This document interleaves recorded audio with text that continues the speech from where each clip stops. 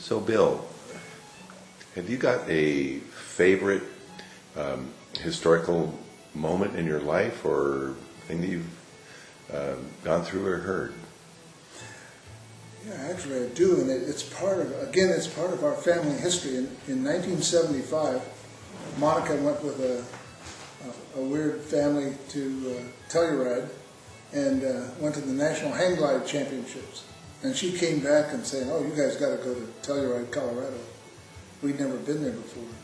And so I took the most back roads route you could think of. I ended up driving us to Moab, Utah in a Volkswagen bus, and we went down to the La Salle Junction, and then we went from La Salle into Colorado and then up to Telluride.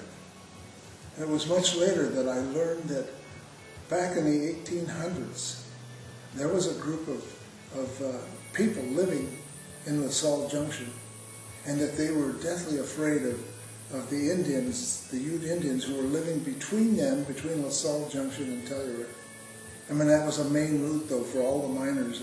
And even the people who drove, well, the Butch Cassidy gang, when they would catch cattle and rustle cattle from the ranchers there, they would take them across the Colorado River at the Spanish Crossing, and they would take them all the way up to Telluride. And so that was sort of a main route. And so here were the people in La Salle Junction, though they had the feeling that the Utes were going to do something drastic. They don't know why, but they felt that way. And one night a group of Ute Indians came and they kidnapped two young girls and this was a group of Mormons there in La Salle Junction. And they disappeared from La Salle Junction, and all they knew was that they were headed for Telluride. So they got a posse together and they rode down to the Dolores River.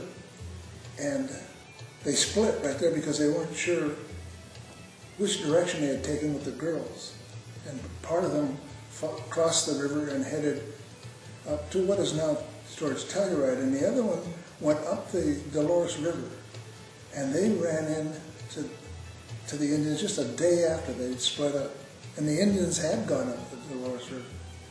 And they had these two young girls, well, as the story goes, they had them tied to a tree, and they were just about ready to do whatever they were going to do to them when the Mormons arrived.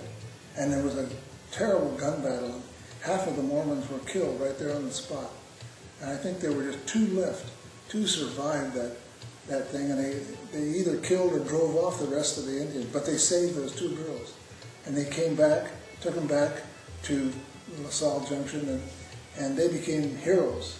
One of them was the grandson of Brigham Young. And if you talk to anybody in the La Salle area who's been there any time at all, they'll confirm that to you, that was a real turning point. That's what molded the people together. When those two guys came back with the two girls, that gave them the strength to go on and survive and become a real community there.